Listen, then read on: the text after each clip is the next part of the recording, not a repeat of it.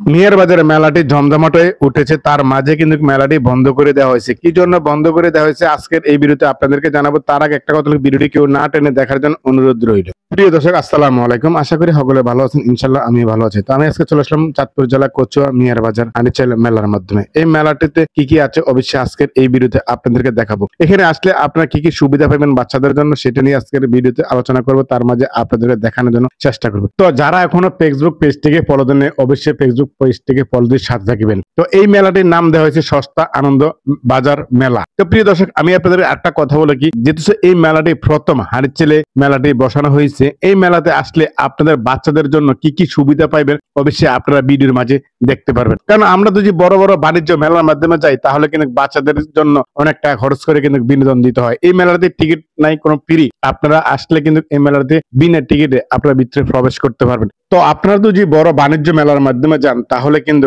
আপনারা এই যে বাচ্চাদের জন্য আনন্দ দেওয়ার জন্য আপনারা বিভিন্ন খেলনা গাড়ির মাধ্যমে বা আপনারা নৌকার মধ্যে চড়াবেন, বা আরো অনেক বাচ্চাদের জন্য বিনোদন থাকে, সেগুলো কিন্তু আপনারা বেশি বাড়তি টাকা দিয়ে কিন্তু আপনারা বিনোদন গুলো বাচ্চাদেরকে দিতে পারেন। তো এখানের মেলা আসলে মনে হয়তো আপনাদের বাচ্চাদেরকে কম টাকার মাধ্যমে বিনোদন দিতে পারবেন। তো প্রিয় দর্শক, আজকের এই ভিডিওতে যদি আমি আপনাদের কাছ থেকে ভালো সাপোর্ট পাই, তাহলে ইনশাল্লাহ সামনের দিকে আনারছে কানারছে যতগুলো বাণিজ্য মেলা হবে, সস্তা মেলা হবে, সেই মেলার ভিডিও দেওয়ার জন্য আমি চেষ্টা করিব। তো প্রিয় দর্শক, আপনারা কিন্তু দেখতে পাচ্ছেন এই মেলাতে কতটা দোকানপাট আসছে, মানে কি কি আপনারা আসলে কেনাকাটা করতে পারবেন একবারে কম দামের মাধ্যমে। কারণ এই মেলাটির নাম দেওয়া হয়েছে সস্তা মেলা, সেজন্য আপনারা সস্তা ভাবে কিন্তু কেনাকাটা করে নিতে পারবেন। আমি যা দেখলাম এই মেলাটি আসলে যতটা সুন্দর ফুটিয়ে রয়েছে, কারণ গ্রামের যেহেতু মেলাটি, সেজন্য কিন্তু গ্রামের মানুষের বেশিরভাগ আসে। তো অনেকে কিন্তু আমাকে বেশিরভাগই বিরক্ত করতেছেন, খোকন ভাই এই মেলাটি নাকি বন্ধ হয়ে গেছে। কি জন্য বন্ধ হয়ে গেছে আমি প্রথমে কিন্তু বলছিলাম, আপনাদেরকে জানাবো। তো অনেকে কিন্তু প্রবাস থেকে, অনেকে কিন্তু দেশের থেকে আমাকে বেশিরভাগ কমেন্ট করে থাকেন, ভাইয়া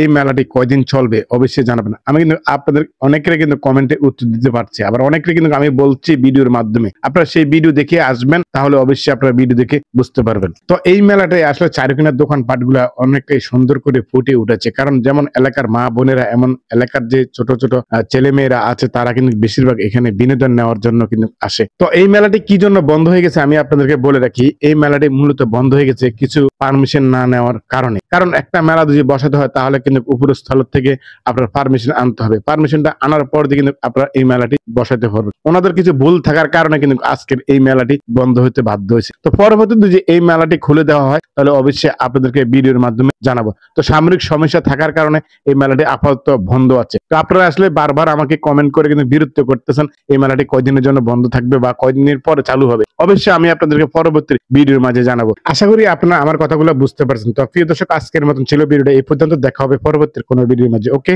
আল্লাহ হাফেজ, আসসালামু আলাইকুম।